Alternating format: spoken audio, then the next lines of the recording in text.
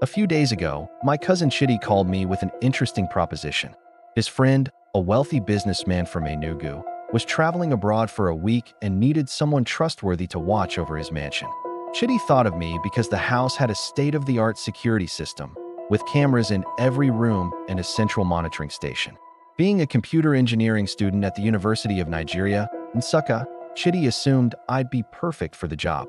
The businessman offered to pay me 100,000 naira for the week, which was more money than I'd ever seen. Chitty drove me to the sprawling estate in Nsukka and introduced me to the owner, a stern-looking man in his 50s. He made it clear that he preferred I stay in the upstairs security room, monitoring the cameras instead of wandering around the property. That was fine by me. I spent most of my time in that room, watching Nollywood movies on my laptop and occasionally glancing at the security feeds. The house was massive, with marble floors, ornate furniture, and artwork that probably cost more than my entire education.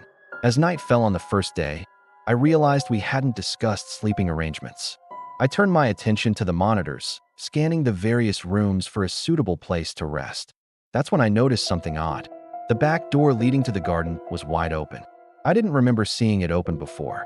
My heart started racing as I frantically checked each camera feed. In the living room, I saw an open closet door that I was certain had been closed earlier. Panic set in as I realized someone might be in the house. I grabbed my phone to call Chitty, but there was no signal. The landline in the security room was dead. I was trapped, alone in this massive house with a potential intruder. Every creak and groan of the old building sent shivers down my spine. Gathering what little courage I had, I decided to investigate. I crept down the grand staircase, my footsteps echoing in the empty hallways. The living room was dark and silent, shadows dancing on the walls from the moonlight filtering through the curtains. As I approached the open closet, my heart pounding in my ears, I heard a noise from the kitchen. It sounded like someone rummaging through drawers.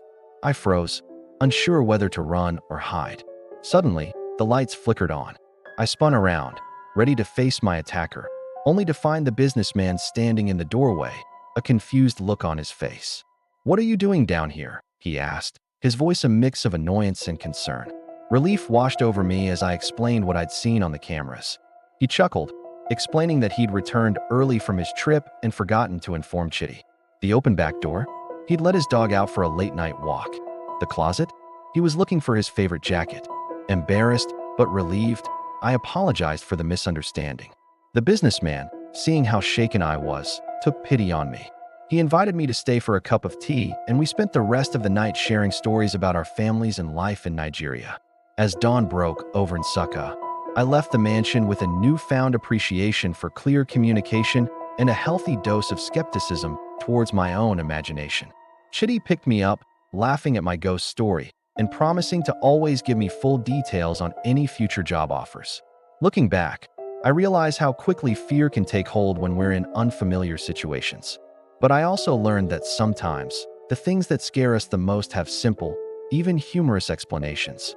That night in the mansion taught me to face my fears head-on, but also to approach unusual situations with a level head.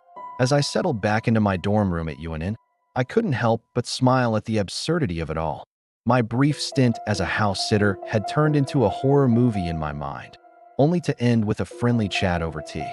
It's a story I'll be telling my classmates for years to come, a reminder that not every shadow hides a monster, and sometimes the biggest scares come from our own imaginations.